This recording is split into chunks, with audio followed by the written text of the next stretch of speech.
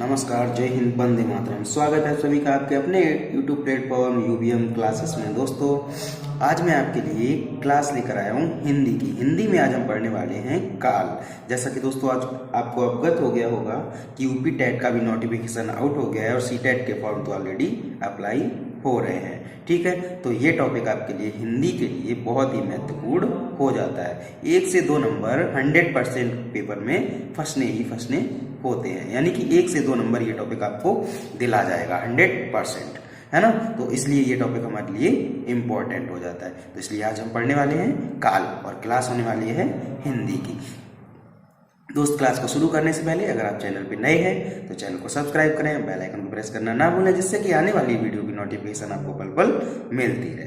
दोस्त, ऐसे ही आपको हम कंटिन्यू क्लासें प्रोवाइड कराते रहेंगे जो कि शिक्षक पात्रता परीक्षा से संबंधित होंगी। ठीक है, और हर सब्जेक्ट की क्लासें आपको यहाँ पर उपलब्ध रहेंगी। ठीक है दोस्त, तो आइए शुरू करते हैं आज की अपनी ये क्लास। दोस्त, जैसा कि हमने आपको बताया, आज हम पढ़ने वाले हैं काल। काल का मतलब क्या होता है? काल का मतलब होता है समय, जिसको इंग्लिश में टेंस बोला जाता है। ठीक है, हिंदी में उसको बोलते हैं काल, यानी समय। क्रिया के होने या ना होने का जिससे बोध या ज्ञान हो उसे क्या कहते हैं हम? काल। यानी कि क्रिया है, हो रही है या नहीं हो रही है, उसका ज्ञान होता है, उसे हम क्या कहते हैं? काल कहते हैं। काल की अगर हम भेद की बात करें, यानी प्रकार की बात करें, कितने टाइप के होते हैं? तो 3 प्रकार के होते हैं। कौन कौन से? वर्तमान काल, जिसको हम इंग्लिश में प्रेजेंट टेंस कहते हैं, भूतकाल जिसको हम पास्ट टेंस कहते हैं, और भविष्यत काल जिसको हम फ्यूचर टेंस कहते हैं। दोस्तों, अगर रिलेट करके किसी चीज को पढ़ा जाएगा तो वो बहुत ही अच्छे से समझ में आती है। तो एक हो गया हमारा वर्तमान काल, दूसरा हो गया भूतकाल और तीसरा हो गया भविष्यत काल। अब हम इन तीनों को एक एक करके अच्छे से डिस्कस कर लेते हैं। ठीक है, तो हम पहले ही बढ़ेंगे वर्तमान काल को।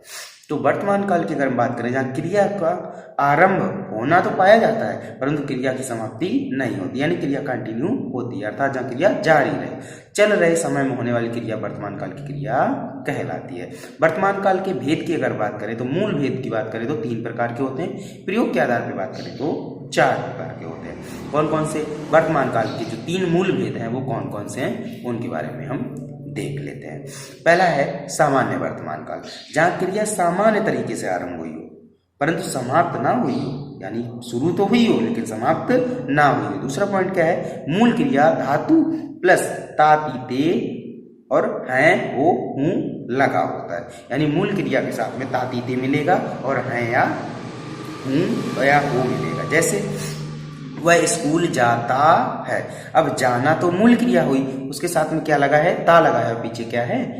तो वही तो मैंने आपको बताया, यानी धातु होगी। धातु मतलब क्या होता है? धातु मतलब क्रिया। क्रिया के साथ में क्या? ताती ते, यानी जाना क्या हुई? क्रिया, उसके साथ में क्या लगा है? ता, और इसके बाद में क्या है? यानी कि जहां धातु के साथ में ताती ते और है हूं हो लगा होता है, वो क्रिया कौन सी होती? सामान्य वर्तमान की क्रिया होती है। तो वह स्कूल जाता है, यानी जाना। मीरा खाना पकाती है, यानी कि पकाती, पकाना तो हो गया क्या? क्रिया, यानी धातु, उसके साथ में क्या लगा है? ती, और बाद में क्या है? यानी कि सामान्य वर्तमान काल की क्रिया है। जहाँ सामान्य वर्तमान काल की क्रिया होती है वो सामान्य वर्तमान काल का वाक्य होता है। ठीक है, दूसरा टाइप क्या है इसका? तो दूसरा टाइप की अगर हम बात करें तो दूसरा है इसका संदिग्ध वर्तमान काल। संदिग्ध वर्तमान काल क्या होता है? क्रिया वर्तमान में होने का संदेह बना रहता है, यानी क्रिया ये क्लियर नहीं होता कि क्रिया हो रही है या नहीं हो रही है, संदेह होता है। इसमें ताती ते होगा होगी होगे आता है। जैसे राम विद्यालय जाता होगा, अब इसमें कन्फर्म नहीं है, जाता होगा, पता नहीं जाता है कि नहीं जाता है। सीता पुस्तक पढ़ती होगी, सीता पुस्तक पढ़ती होगी, अब ये कन्फर्म नहीं है पढ़ती होगी या नहीं पढ़ती होगी, यानी कि संदिग्ध, यानी संदेह बना रहता है किसी बात में। ठीक है, थर्ड है आपका अपूर्ण वर्तमान काल, यानी जो वर्तमान तो होता है लेकिन अपूर्ण होता है। ठीक है, यानी पूरा नहीं होता है। कैसे? क्रिया समाप्ति में अपूर्णता रहती है, यानी क्रिया पूरी तरीके से समाप्त नहीं होती है। जैसे हवा बह रही है, समुद्र उफन रहा है, अब क्रिया तो समाप्त नहीं हुई, यानी अपूर्ण वर्तमान होता है। होता तो वर्तमान काल ही है, यानी क्रिया कंटिन्यू चल रही होती है। ठीक, तो ये हो गए हमारे क्या? 3 वर्तमान काल के भेद। अब हम बात करते हैं भविष्यत काल। भविष्यत काल के भी दोस्त 3 भेद होते हैं। कौन कौन से? पहला है आपका सामान्य भविष्यत काल। इसमें क्या है? क्रिया आने वाले समय में संपन्न होती, यानी कि क्रिया अभी चल भी रही होती है और आगे जो समय आ रहा है उसमें क्रिया समाप्त हो जाएगी। मूल क्रिया प्लस गागी गे लगा होता है। जैसे माता जी तीर्थ यात्रा पर जाएंगी, अभी गई नहीं है यानी आगे जाएंगी, भविष्य की बात करता है तो यह क्या होता है सामान्य भविष्यत काल, यानी मूल क्रिया उसके साथ में क्या होगा गागी गे होगा। जाना तो हो गई आपकी मूल क्रिया, पीछे लगा है क्या गी, यानी कि माता जी तीर्थ यात्रा पर जाएंगी, तो कैसा हो गया सामान्य भविष्यत काल। मैं कल आगरा जाऊंगा, राधा नृत्य करेगी, तो ये सारे किसके हो गए सामान्य भविष्यत काल के। इसका दूसरा टाइप कौन सा है संभाव्य भविष्यत काल। संभाव्य भविष्यत काल की अगर हम बात करें, क्रिया के आने वाले समय में होने वाले समय में संभावना रहती है, यानी जो समय आ रहा है आगे उसमें ही क्रिया समाप्त हो जाएगी, ऐसी संभावना प्रकट की जाती है।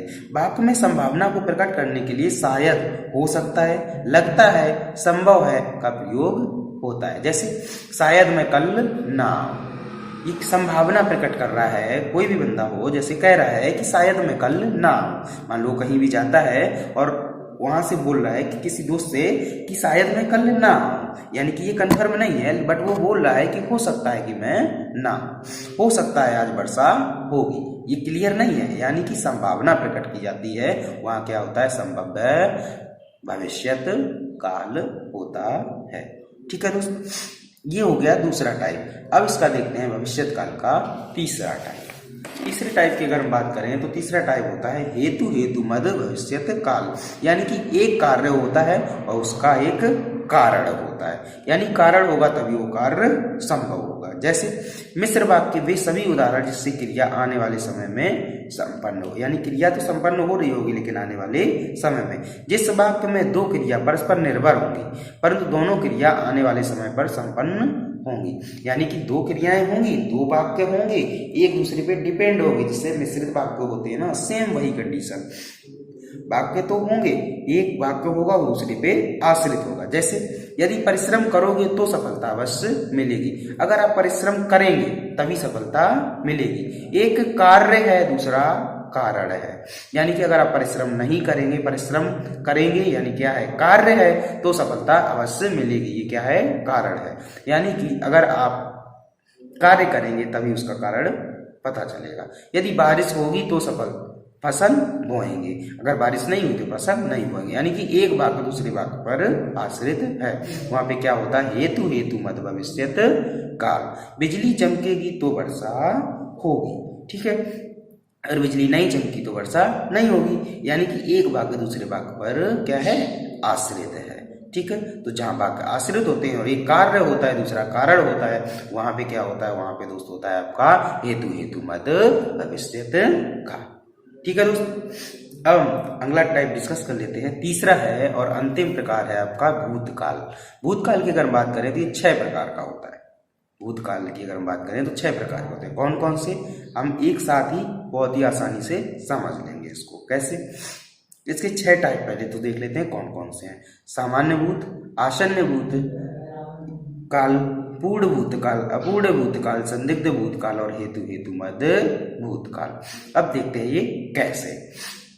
सामान्य भूतकाल की बात करें तो जहां क्रिया सामान्य तरीके से घटित हो रही होती है वह सामान्य होता है। अमेरिका ने जापान पर बम गिराया, सामान्य भूतकाल, गिराया तो गिराया, अमेरिका ने जापान पर बम गिराया। आसन्न भूत यानी पूर्ण वर्तमान, जो एक टाइम में बता रहा दोस्त आपको वर्तमान काल का, वो यही होता है पूर्ण वर्तमान, यानी आसन्न भूत को ही पूर्ण वर्तमान बोला जाता है। अमेरिका ने जापान पर बम गिराया है, यानी कि आसन्न भूतकाल, गिराया है, अभी अभी गिराया है। अगर आप इसके बारे में डिटेल में जाते हैं तो दोस्त पहले आइए देखते हैं, एक एक करके डिटेल से ही समझ लेते हैं, है ना। तो देखो ये देखिए मैंने डिटेल भी लिख रखा है इसका। सामान्य भूत, जब हम ऊपर बात कर रहे थे सामान्य भूत की, तो यहाँ पे डिटेल में देख लेते हैं। क्रिया बीते हुए समय में संपन्न होती है परंतु कितने समय पहले यह ज्ञान नहीं होता है, यानी कि कितने समय पहले संपन्न होगी यह ज्ञात नहीं होता है। मूल क्रिया के साथ में आ ई ए या ई लगा होता है। वैसे जैसे राम ने रावण को मारा, या आया ना मारा, मैं घर आया, या आया मैं घर आया, यानी कि क्रिया तो संपन्न हो रही होती लेकिन कितने समय बाद संपन्न होगी इसका ज्ञान नहीं होता, वहां होता सामान्य भूतकाल। अगला क्या है आसन्न भूतकाल। तो आसन्न भूतकाल की अगर हम बात करें जहां क्रिया कुछ समय पहले हुई हो, यानी क्रिया तो हुई हो लेकिन कुछ समय जस्ट पहले मूल क्रिया आएगी, उसके साथ में आ ई ए या ऐ बे हूँ लगा होता है। सामान्य भूत क्रिया के बाद है हूँ हो जोड़कर आसन्न भूतकाल की क्रिया बनाई जाती है। राम ने रावण को मारा, जैसे राम ने रावण को मारा, सीता ने खाना खाया। राम ने रावण को मारा यानी क्रिया तो संपन्न हुई है, कुछ समय पहले ही संपन्न हुई है। ठीक है, पूर्ण भूतकाल की बात करें, क्रिया को समाप्त हुए काफी समय हो गया हो। पूर्ण भूतकाल यानी पूरी तरीके से भूतकाल, क्रिया समाप्त हुई बहुत समय हो गया हो। जैसे राम ने रावण को मारा था, और यहाँ पे जबकि क्या होता है, राम ने रावण को मारा है यानी जस्ट अभी मारा है। और पूर्ण भूतकाल में क्या होगा, राम ने रावण को मारा था यानी काफी समय हो चुका है इसमें। सीता ने खाना खाया था यानी बहुत समय बीत चुका है खाया उसको। अपूर्ण भूतकाल की बात करें तो क्रिया बीते समय में शुरू परंतु समाप्त ना हुई हो। जो क्रिया है वो बीते समय में शुरू हुई हो परंतु समाप्त नहीं हुई। जैसे हवा बह रही थी यानी हवा क्या थी, बह रही थी। क्रिया बीते समय में शुरू हुई है परंतु समाप्त नहीं हुई है। ठीक है, वह खाना खा रही थी। ये तो एग्जाम्पल हुई आपके अपूर्ण भूतकाल के। अब हम बात करते हैं संदिग्ध भूतकाल की।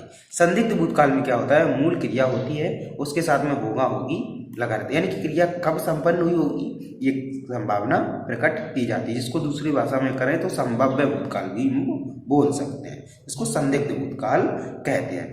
राम ने रावण को मारा होगा, अब ये कन्फर्म नहीं है कि मारा होगा या नहीं मारा होगा, यानी संदिग्ध भूतकाल। सीता ने खाना खाया होगा। ठीक है, हेतु हेतु मद भूतकाल, यानी यहाँ भी एक कारण होता है, उसका एक कार्य होता है। दो क्रियाएं हों और दोनों एक दूसरे पर आश्रित हों, जैसे कि मिश्रित भाग, जैसे हमने आपको भी समझाया था। ठीक है, यदि आप परिश्रम करते तो सफल हो जाते, यदि आप परिश्रम करते तो सफल हो जाते, यदि मुंबई नहीं जाता तो कोरोना से पीड़ित नहीं होता। यानी कि एक कार्य है दूसरा उसका कारण है, एक कारण है तो दूसरा उसका कार्य है। जहाँ कार्य और कारण होते हैं वहाँ क्या होता है, हेतु हेतु मद भूतकाल। ठीक है दोस्त, तो ये थे हमारी आज की क्लास के कुछ महत्वपूर्ण टॉपिक, यानी काल और काल के प्रकार, और उनके बारे में मैंने अच्छे से डिटेल में समझा। आशा करता हूँ दोस्तों वीडियो पसंद आया होगा। ऐसे ही आपके लिए क्लासेस में कंटिन्यू प्रोवाइड कराता रहूँगा। अगर आप भी शिक्षक भर्ती से जुड़े हुए हैं और शिक्षक भर्ती का इंतजार कर रहे हैं दोस्त, तो ये क्लास आपके लिए बहुत ही बेहतरीन होने वाली है। और चैनल के साथ जुड़े रहिए दोस्त, ऐसी ही आपकी क्लासें हम आपको प्रोवाइड कराते रहेंगे। ठीक है दोस्त, तो ज़्यादा समय ना लेते हुए ऑफ करते हैं आज की अपनी ये क्लास, क्योंकि टॉपिक कंप्लीट हो गया है। अगली क्लास में फिर मिलेंगे। तो चैनल को सब्सक्राइब करें, बेल आइकन को प्रेस करना ना भूलें, जिससे कि आने वाली वीडियो की नोटिफिकेशन आपको पल पल मिलती रहे। अगले वीडियो में फिर मिलेंगे, तब तक के लिए सभी साथियों को नमस्कार, जय हिंद, वंदे मातरम।